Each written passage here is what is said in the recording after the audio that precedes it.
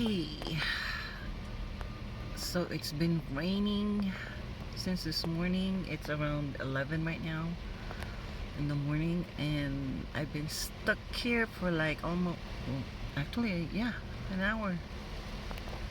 I'm not sure what's going on. I'm guessing it's flooded.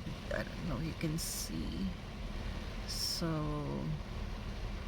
both the eastbound and westbound 94, both traffics aren't moving, and we're stuck. I don't know what to do. So first time this something like this happened to me, so oh well, just wait and see, I guess.